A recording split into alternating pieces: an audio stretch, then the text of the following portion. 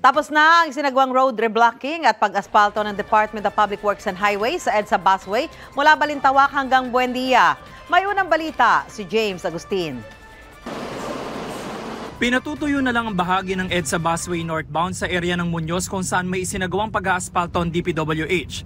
Kaya kaninang madaling araw, ang ilang bus ay hindi pa rin ito madaanan. Ayon sa MMDA, tapos na ang lahat ng road repair sa iba't ibang bahagi ng busway. Kaya inaasahan na tuloy-tuloy na ang biyahe ng mga bus ngayong araw. Sinimula ng road reblocking at pag-aasparto noong Biyernes ng gabi sa mahigit 15 areas mula Balintawak hanggang Buendia. Sa southbound lane naman ng busway ay balik sa normal na ang biyahe ng mga bus. Ikinatuwa ng mga driver na naisaayos na ang mga lubak sa kalsada. Oo nga naman sir, kasi hindi natatraffic na hanggang ano. Wala namang gaano traffic. Maganda ng takbuhan, hindi na malubak. Mas pabor sa inyo? Pabor naman sa bus, saka sa sakay na rin. Ito rin ang reaksyon ng mga pasahero na naipit daw talaga sa heavy gut traffic nitong weekend. Medyo naging naman siya, komportable na yung biyahe, mabilis na.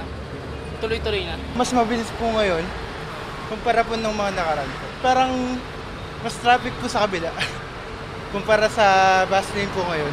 Ang pagkukumpuni ay paghahanda rin daw sa FIBA World Cup hosting ng bansa na gaganapin sa katapusan ng Agosto hanggang Setyembre. Ito ang unang balita. James Agustin para sa GMA Integrated News.